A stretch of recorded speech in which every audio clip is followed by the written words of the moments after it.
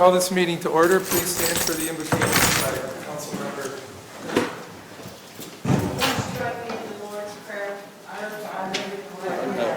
Hallowed be thy name, thy kingdom come, thy will be done on earth as it is in heaven. Give us this day our daily bread. Forgive us our trespasses, as we forgive those who trespass against us. And lead us not into temptation, but deliver us from evil. I pledge allegiance to the flag of the United States of America and to the republic for which it stands, one nation, under God, indivisible, with liberty and justice for all.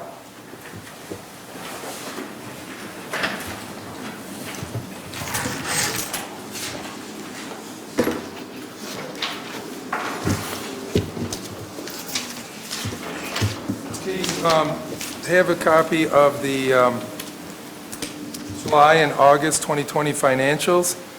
Rachel, did you want to explain a little bit about the new format, or is there anything you'd like to add to them before we approve them?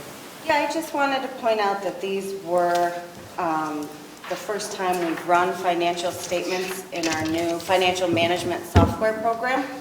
So you're seeing them a little bit differently, but it's directly from the system. They're not altered as they were before when they were put into Excel, even though that was balanced back out of the other system, which was KBS. So I've given you two different views of each month, so there's a lot there.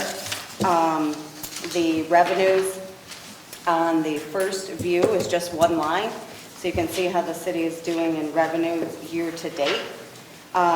And I want to make a note, in July, you're not going to see any current month transactions because that's when we imported the old numbers into the software. So the year-to-date or the monthly detail is still back in our old system.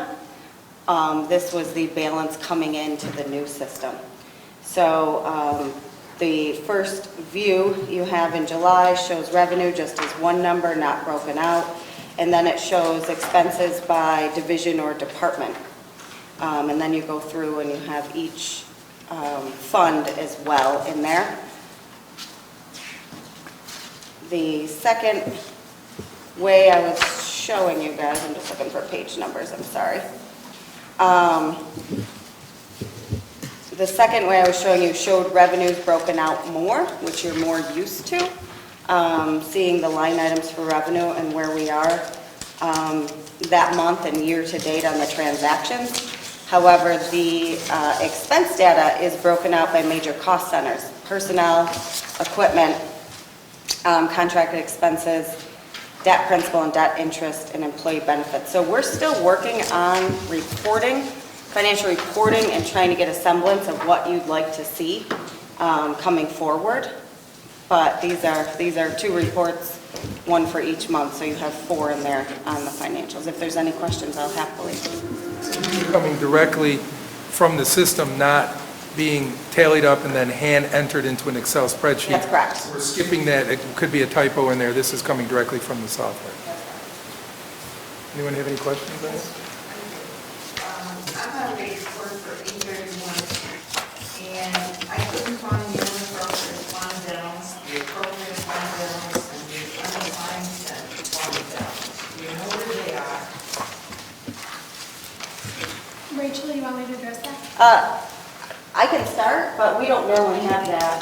No, fund balances are actually part of a balance sheet, and we normally don't report a balance sheet to you guys. We just give you, for lack of a better term, an income statement that shows revenues and expenses. We historically have never given the council a balance sheet, and a fund balance is here on a balance sheet. And I noticed over here in the contingency, we don't have anything in the contingency right now. So the way contingency works is you budget that as an expense in its own department, for lack of a better term. As you need a contingency, and as you guys approve us using contingency, it actually ends up being a budget transfer out of that department to wherever you've approved us to use it. So you will never see expense in contingency. You only see the budget. And basically what you see is the budget that is left over after we've moved money out through a budget adjustment. Thank you. So are we all in consensus to approve the financials for July and August? Okay, those are approved. You've seen a copy of the, you've been emailed a copy of the September 2020 minutes. Are there any omissions or additions you'd like to make? Or consensus to approve those? Okay, that is approved. Communications? This one, Batavia Rotary is looking to host a chicken barbecue on Saturday, October 31st, from 12 to 3 p.m. in the Alva Street parking lot. The chicken barbecue will be handed out in a drive-through manner. Anyone have any questions on that? And I see there's no expense to the city in reference to that. That's all. Okay. The next City Council conference meeting will be held Monday, October 26, 7 p.m. at City Hall Council Boardroom, second floor, City Center.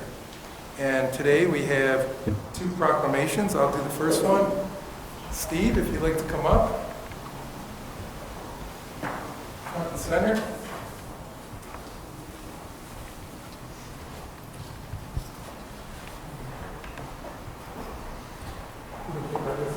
Once we get up there, we can stay 6 feet apart.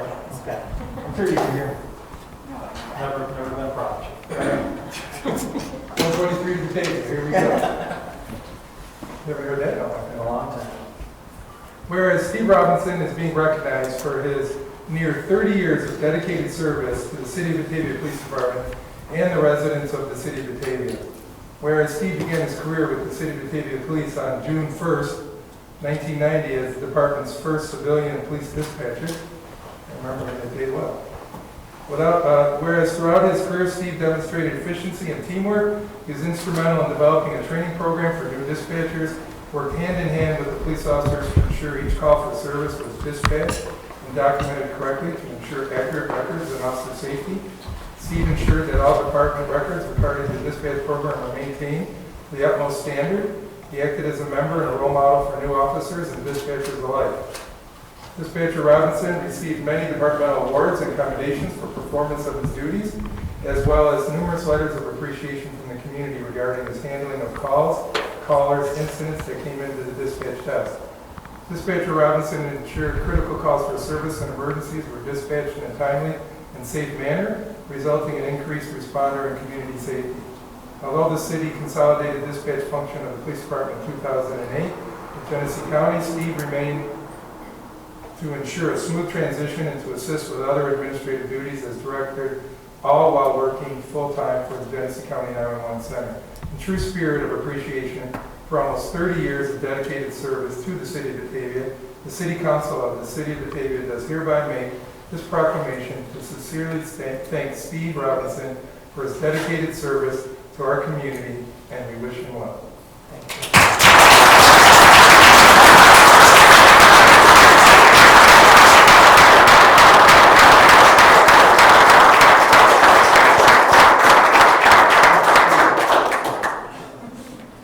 Say a few words to your fans. You know, this kind of ends an era, being the first emergency services dispatcher and last for the city of Batavia. I want to thank all the dispatchers I've worked with over the years. We did some amazing work. And I appreciate everything that they did. I appreciate all the help that I got from all the city employees. I met and got to know and be friends with a lot of people, including the fire department. I want to especially thank the men and women of the police department. They are not just fellow employees, co-workers, they are part of my family and always will be.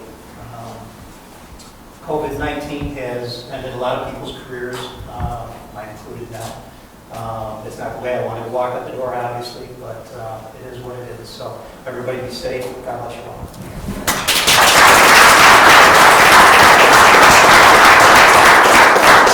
I just wanted to say, on the other end of it, when you're, on a hot call or you're in a dark alley and tensions are high, these guys are the voice on the other end of the line that gives you the information. You firemen, you police officers know what I'm talking about. they're the ones who are going to ensure if you don't answer that radio, they're going to send you help. If they can detect some apprehension in your voice, they know you, and they're going to start sending cars to your assistance. So it's a major part of a police officer's life is to have that quality dispatching to keep you safe and to get you the information you need in a timely fashion. So it really is an honor to give you that proclamation. Thanks. Thank you, Lieutenant.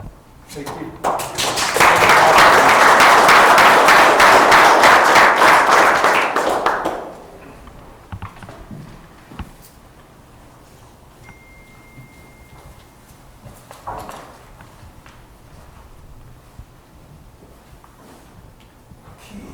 And we have another proclamation for Fire Prevention Month.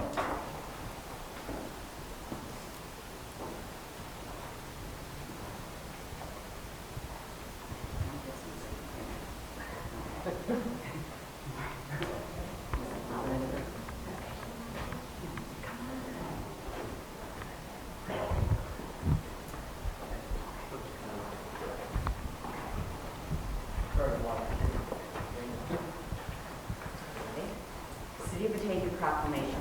Whereas the City of Batavia, New York is committed to ensuring the safety and security of all those living in and visiting Batavia.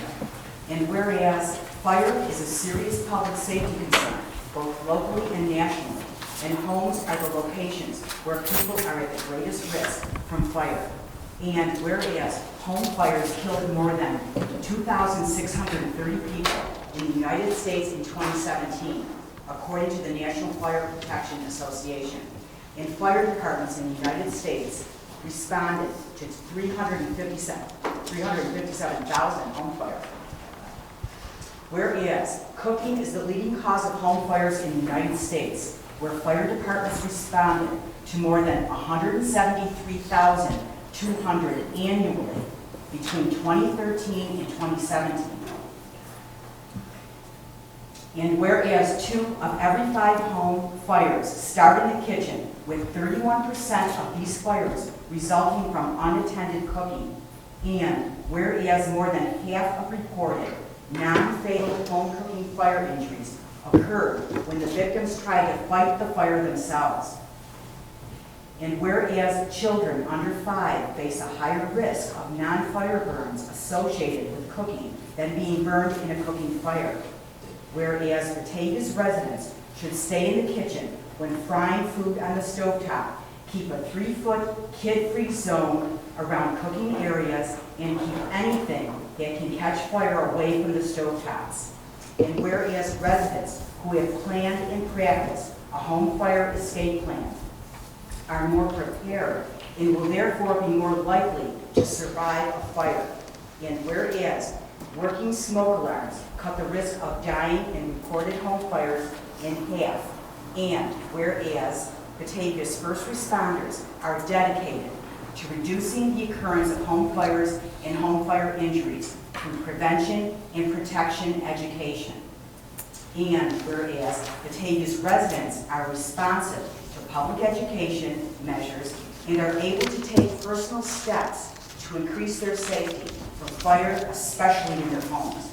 And whereas the 2020 Fire Prevention Week theme, Serve Up Fire Safety in the Kitchen, effectively serves to remind us to stay alert and use caution when cooking to reduce the risk of kitchen fires. Therefore, as the City Council of the City of Batavia, do hereby proclaim October as Fire Prevention Month throughout this city, and I urge all the people of Batavia to participate by checking their kitchens for fire hazards and using safe cooking practices during Fire Prevention Month 2020, and to support the many public safety activities and efforts of the City of Batavia Fire Department.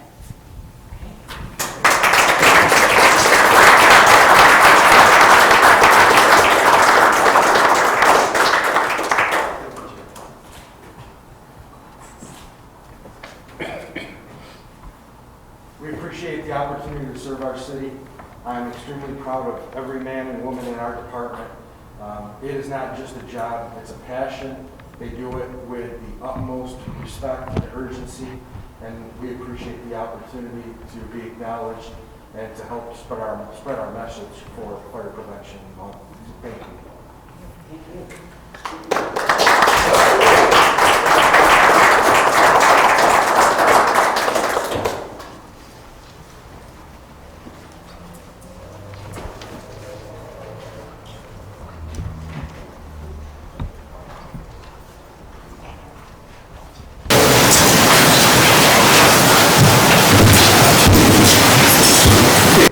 Assign the agenda items. Resolution 69, 2020, the compensation for Assistant City Manager, Mr. Beasley.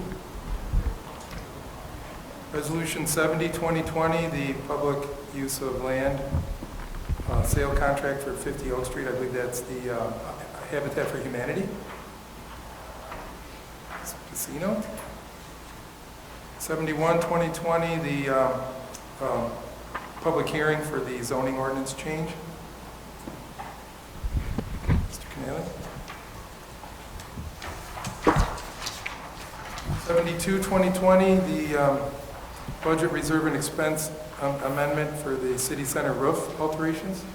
Mr. McGinnis. 73, 2020, the equipment surplus vehicles. Bayakowski. And 74, 2020, the New York Power Authority street lighting project.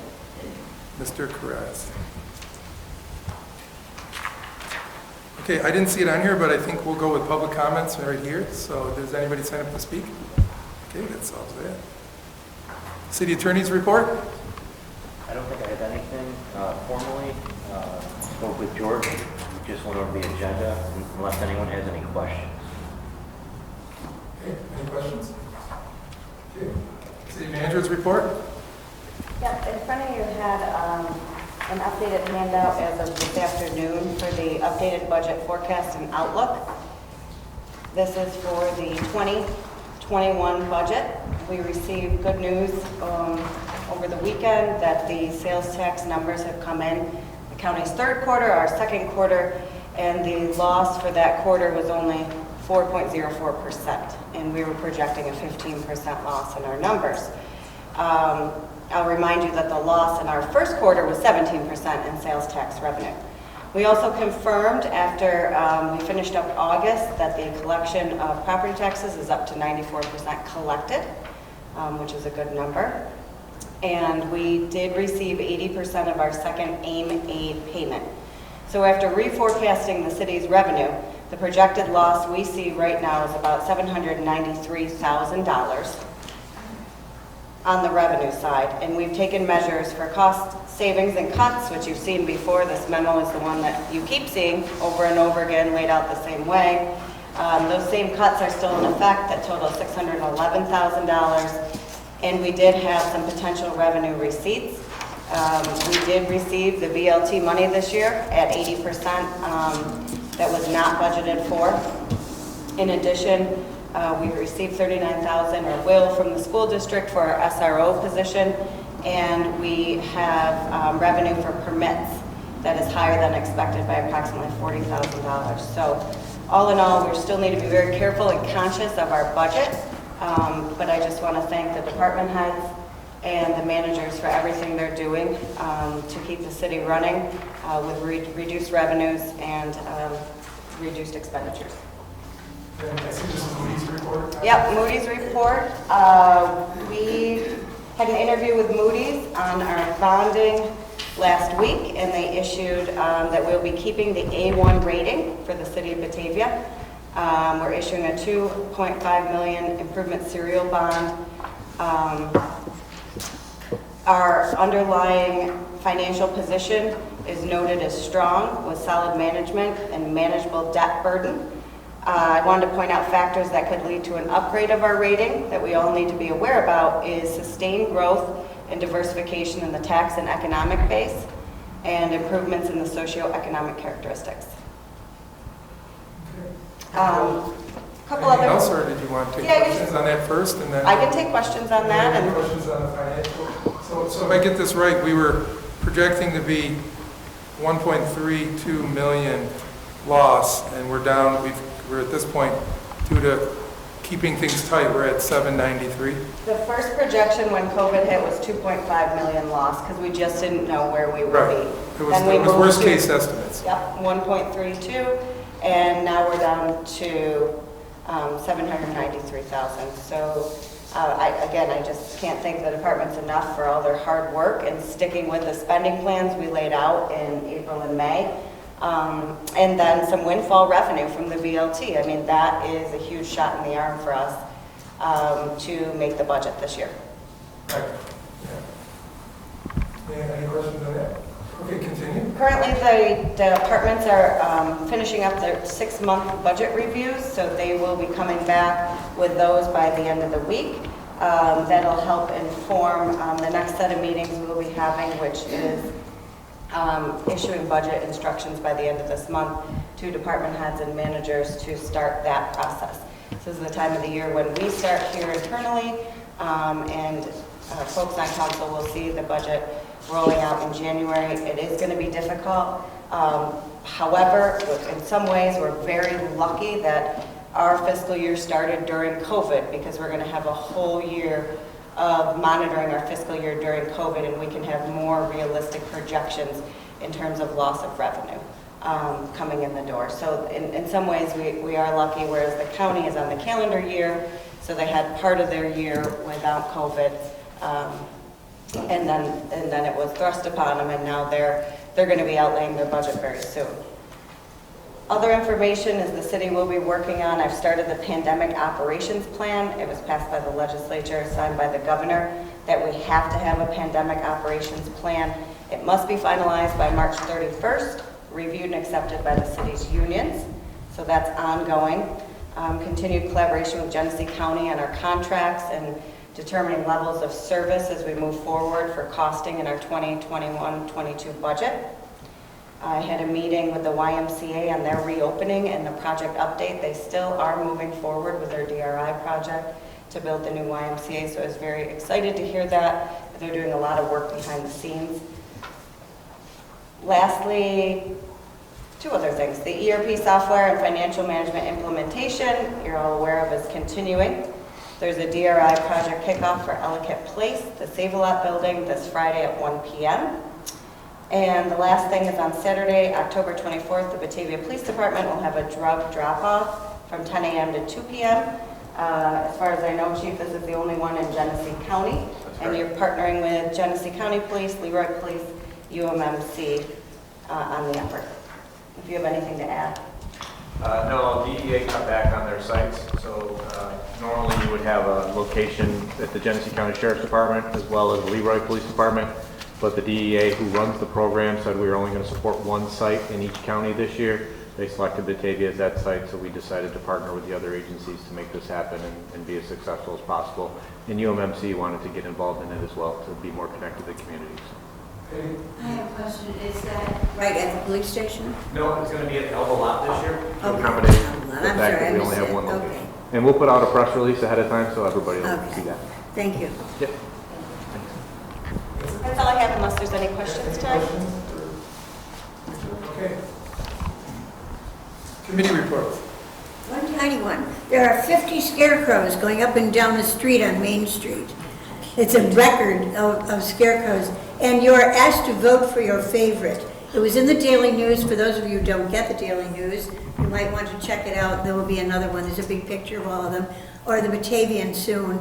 If not, you can call the bid office and just tell them which one's your favorite, because there's a monetary reward to the people who put up the scarecrows. So they all want to win. And they're fantastic. Okay, yes, I just wanted to report the Police Collaboration Stakeholder Advisory Group, which I'm thrilled to be a part of. We've met twice, and I'm going to ask Rachel if she would give council an update so you know what we've been discussing and where we are. So, Rachel, first, when is the next meeting? Next Thursday? yep, I'll look at my calendar. yes. I've got my calendar. I believe it's October 20th. Yep, October 22nd at 6 p.m. here in the council chamber. So as Councilwoman Briggs said, the advisory group has had 2 meetings in discussion of the Executive Order 203 mandating communities to review specific topics and policies relevant to the police department. The first meeting covered policing today and topics of the Executive Order. Chief Highbush gave a presentation explaining to the group how our department works and historically how policing has changed from a reaction to a crime to a proactive endeavor, I'd say. And the second meeting reviewed the City of Batavia Police Department use of force policy in depth and introduced new topics for the next meeting. So I'd just like to go over kind of the emerging themes I'm seeing as we meet with the group. Officer training and mental health response has been brought up over and over again. Officer training and use of force has been discussed at length. Officer burnout in the job is another item that has come up, and just to be aware of. Officer qualifications and everything an officer must do to obtain their job. Civil service hiring practices has been discussed in the meetings. Some other notable items is breaking down barriers of mistrust between community and officers. A discussion about whether the legality, if you can resist arrest, and reminding people it's not legal to resist arrest, was talked about at our last meeting. And kind of an in-depth discussion of how use of force is recorded in our department and reviewed by officers, their supervisors, the assistant chief, and the police chief. So right now, again, we're in the fact-finding. We are matching up our policies to each points of the executive order and reviewing them with the group. And then as we get towards the end of that review process, we will start drafting the document that'll come before council in February. I had something after we're done with this. Okay, so any questions on that so far on the committee? Okay, Thank you, Mr. President. I just want to bring this up. It isn't a committee report, but I had a couple calls from some concerned constituents, and I think they're very valid, but it's over Halloween and trick-or-treating. So I did a little research. The primary reason they called are concerned that if about the city allowing trick-or-treating or not allowing it. If they turn their lights off, will they become a target for revenge? And amazingly, the CDC just published a new letter October 9th, and it's pretty informational, and it'd be good for a lot of parents, but it has a lot of colored pictures and all that trick-or-treating and other Halloween actions. But they're highly recommending other activities in lieu of trick-or-treating and safer alternatives. One of the things that comes to my mind is why would any parent want to expose their children to COVID? And what they're saying is, don't let people on your porch. You go down the sidewalk, only one person, meet them at the sidewalk if you're going to give out candy. Now, with the colder weather, the other problem that's surfacing is the COVID virus is more active than colder weather. Colder weather doesn't stop it, it actually makes it worse. There's something about it breaks down the outer layer of this COVID cell. It makes it very makes it very easy to transmit. So in any event, before our next meeting, maybe we can all put our heads together and come up with some other alternatives and relieve the pressure on the homeowners. So that was what the person, one person that called said maybe the city should say they're not sanctioning it this year. Homeowners can, of course, use their own judgment, but this pamphlet's really good. They're talking about parties, going for a walk outdoors with your children. The costumes the children are wearing, obviously the masks there are worthless as far as preventing COVID or transmitting COVID. Staying 6 feet apart, how are children going to stay 6 feet apart on Halloween? So a lot of good stuff here. Rachel, if you want this, you could have it. Yeah, actually, that's Councilman Bykowski. The map on there is super interesting because it shows Genesee County as one of the only counties in the surrounding area to be safe for trick-or-treating. It's green, whereas all the surrounding ones are yellow, unless that may have changed, but I'd happily take that. So far, I can say our administration has taken the position that we are not banning, thank you, trick-or-treating at this time, unless the county or the state comes down and asks us to. I absolutely think it's a great idea for parents and residents to be informed of how alternatives to being at the end of their driveway, how that would work, and how they feel safe. I absolutely don't think, and I'd ask Chief Highbush to state his feelings that any houses would become targets. I think people understand that, this is a year when some people might not be comfortable opening their doors. So I was able to send this information out from GAM and let them know that, so far the city hasn't banned it, and that the map is very interesting that CDC at this point, when I sent the email, it was 9/20/2020, has called us a low-risk area for trick-or-treating door-to-door. But again, parents absolutely need to be aware of Department of Health guidance and make the best decision for their families. Okay. Any unfinished business? I think it's a great idea. I just want to put my thoughts in there because I was all excited for trick-or-treating this year because I can wear my surgical mask and now get candy, so. Well, I'll see you at the end of my driveway. I'll be Because you're there. not getting on my porch. All right, new business. Resolution 69/2020, Mr. Veely, please. Thank you, Council President. I move a resolution to authorize additional compensation for the Assistant City Manager. Seconded by Mr. McGinnis. Any questions or comments? Rachel, I'm sorry, I did not vote for that word when it came time for him to get this raise, so I can't possibly vote for you on this. I am very concerned about people in the city of Batavia, the long lines for people to get food, the fact that a lot of them can't pay their rent, can't pay their mortgage, they're having an awful time with their utility bills, so sorry about it. Anyone else? I just maintain my position that when you're salaried in the private sector, if you have to do extra work, that's the way it is. And I'm a big believer hourly employees should turn in the hours and receive overtime pay in that manner, so I don't support it. Okay, well, we're not talking about an hourly employee, and the charter specifically specifies that we obviously will have a city manager, and it also specifies that we shall have an assistant city manager. So the people of Batavia have directed us to follow those rules and regulations that they provided to us, which is the charter. So they basically have split those two jobs down the middle, and from my understanding, the job of the assistant city manager is a lot of additional duties than the manager has. So when you're doing both jobs, it is a burden. And if I remember correctly, Rachel, you said the assistant manager, do you have any idea, you give a little description or possibly some of the job duties that the assistant does? Didn't we talk about them, you are a department head yourself in the sense of administrative staff, and the manager would be doing other things, and so now you're doing both. Some of your duties have been delegated out, which was not normally done. So those individuals are working extra duty, and now you're doing two jobs in a sense, correct? Correct. So it's not the same thing as, okay, somebody leaves and we fill in, because at some point we're going to have to either hire a manager or an assistant city manager and stay in line with the charter as per our marching orders from the city residents themselves.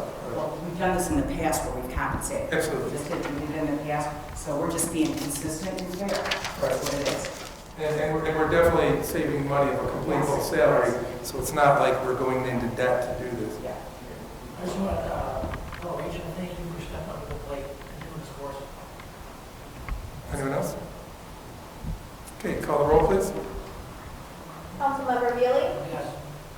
Vecino? Yes. Canali? Yes. McGinnis? Yes. Briggs? Yes. Christian? No. Karas? Yes. Bayakowski? No. Jankowski? Yes. Okay, Resolution 70, 2020, Ms. Vecino. Thank you, Mr. President. I move a resolution to discontinue the public use and to authorize the council president to sign a purchase and sale contract for 50 Oak Street with Batavia Housing Authority. Second by Mr. Lee. Any questions or concerns? Call the roll, please. Councilmember Casino? Yes. Canali? Yes. McGinnis? Yes. Briggs? Yes. Christian? Yes. Karas? Yes. Bayakowski? Yes. Jankowski? Yes. Veely? Okay, Resolution 71, 2020, Mr. Canelo, please. Thank you, Council President. I move a resolution to introduce an ordinance amending Chapter 190 entitled Zoning of the City of Batavia Municipal Code to amend I-1 Industrial Zone to include public garage business with special use permits and to schedule a public hearing. Second of all, Ms. Christian. So this will be scheduling the public hearing for Monday at 7 p.m., October 26, 2020. I believe that's a conference meeting. That's correct. So during the conference meeting, the public hearing will conduct there if we pass this resolution. Any other questions or concerns? Call the roll, please. Councilmember Canali? Yes. McGinnis? Yes. Yes. Briggs? Yes. Christian? Yes. Karas? Yes. Bayakowski? Yes. Jankowski? Yes. Veely? Yes. Casino? Yes. Resolution 72, 2020, Mr. McGinnis, please. Thank you, Council President. I move a resolution to amend the 2020-2021 budget reserve and expense account for change to Batavia City Center roof alterations and replacement project. Second by Ms. Briggs. Any questions or concerns? Matt, the roof is leak-free. Yes, we have also received the manufacturer's warranty inspection, and they have issued the warranty, so it's good for 20 years. No cost to the city from here on out, hopefully. So we can call you next year if something goes wrong. You can call, yeah. Please, I encourage any of you to call. I may not answer, but please call. Any other questions or concerns? Okay, call the roll, please. Councilmember McGinnis? Yes. Briggs? Yes. Christian? Yes. Karas? Yes. Bayakowski? Yes. Jankowski? Yes. Veely? Yes. Casino? Yes. Canali? Yes. Okay. Resolution 73, 2020, Mr. Bayakowski, please. Thank you, Mr. President. I move a resolution to declare the city of Batavia vehicles and equipment surplus for the purpose of salvage and disposal. Second by Mr. Karas. Any questions or concerns? Call the roll, please. Councilmember Bayakowski? Yes. Jankowski? Yes. Veely? Yes. Casino? Yes. Canali? Yes. McGinnis? Yes. Briggs? Yes. Christian? Yes. Karas? Yes. Resolution 74, 2020, Mr. Karas, please. Thank you, Council President. Move a resolution to enter into an agreement with the New York Power Authority for a LED street lighting project. Second by Mr. Veely. Any questions or concerns? Matt, how many years is this going to be for this agreement? The agreement is just for the construction, so it's expected that that would take approximately a year. I think a year from now would be well done. And then the bonding, at the end of the project, you get whatever the actual cost is, and then you would bond that out and then make that determination as far as how long. You can bond it through New York Power Authority, or you can bond it yourself, so that would be the only contract that there would be once the construction part of this is done. Because I spoke to her this afternoon, and she said if it's more than 5 years, it's considerable savings on that, so I'm, Yeah, I think what you might be, was this one of the other companies that does this work that you were speaking to? Yes. Possibly? Yeah, I think there was some confusion. There's another city downstate a little bit. Geneva. Okay, I was more familiar with Newburgh and Gloversville, they've both done those. And I knew Newburgh has a project that has about a 5-year turnaround, which is very good. However, it's significantly different than our project. They are purchasing the National Grid lighting system, so there's that upfront cost, which is significant, but the other side of the savings is you're not paying what is called this facilities charge, which is a large part of your cost through National Grid. We are doing this project as a small project on street lighting that we already own, so we don't have that cost of acquiring the equipment, and also we are not paying that facilities charge right now. So it's really strictly more the change out of the equipment. So the project's quite a bit different to try to compare it. It's really not apples and apples. I've talked extensively with New York Power Authority, and I guess I just would reiterate to council, they are purchasing over the next several years about 50,000 light fixtures.